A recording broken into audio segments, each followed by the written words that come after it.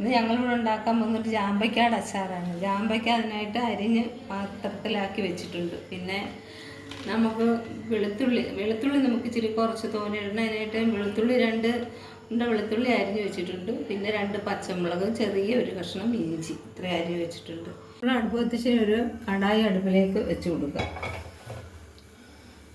കടായി അടുപ്പ് വെച്ചിട്ടുണ്ട്. അത് ചൂടായി കഴിഞ്ഞ് അതിലേക്ക് നമുക്ക് കുറച്ച് നല്ലെണ്ണ ഒഴിച്ചു കൊടുക്കാം. നമ്മുടെ ആവശ്യം അനുസരിച്ച് നമുക്ക് നല്ലെണ്ണ ഒഴിച്ചു കൊടുക്കാം. എണ്ണ നല്ലവണ്ണം തിളച്ച് കഴിഞ്ഞ് നമുക്കതിലേക്ക് കടുകിട്ട് കൊടുക്കാം. ടീസ്പൂൺ കടുകിട്ട് കൊടുക്കുക. പിന്നെ അതിലേക്ക് നമുക്ക് പച്ചമുളക് ഇട്ട് കൊടുക്കാം.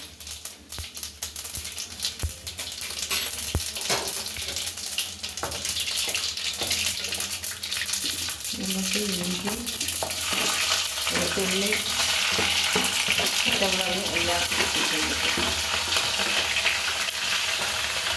ഇനി നമുക്ക് അതിലേക്ക് മുളക് പൊടി, പിന്നെ പിരിയമുളക് പൊടി, മഞ്ഞൾപ്പൊടി, ഉലുവാപ്പൊടി ഇത്രയും എടുത്ത് വെച്ചിട്ടുണ്ട്. അത് നമുക്ക് അതിലേക്ക് ഇട്ട് കൊടുക്കാം.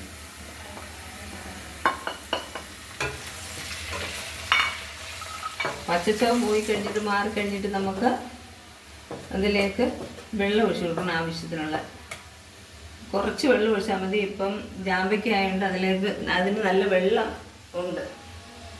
ചാറ്റി വെച്ച വെള്ളമാണ് ഒഴിച്ചു കൊടുക്കുന്നത്.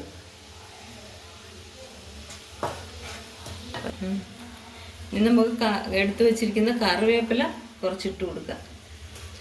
ഇത് ഇന്നലെ പിച്ച് വെച്ച കറിവേപ്പില ഉണ്ട്, ഒന്ന് വാടിയിട്ടുണ്ട്.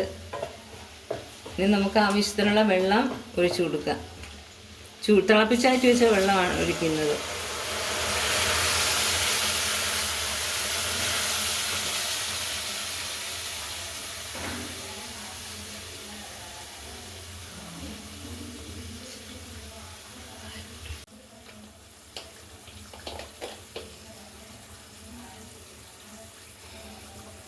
ഇനി നമുക്ക് ആവശ്യത്തിനുള്ള കായപ്പൊടി ഇട്ട് കൊടുക്കാം.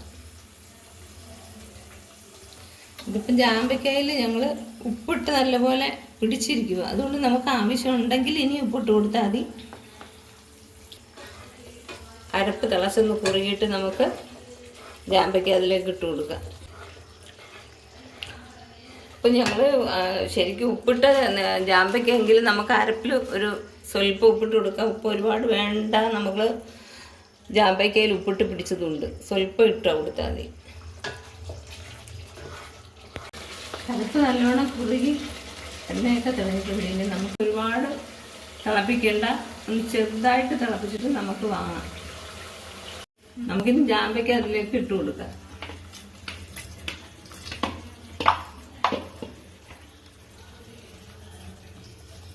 ജാമ്പയ്ക്ക ഇട്ട് കൊടുത്താൽ നമ്മൾ ഒരുപാട് വേവിക്കേണ്ട.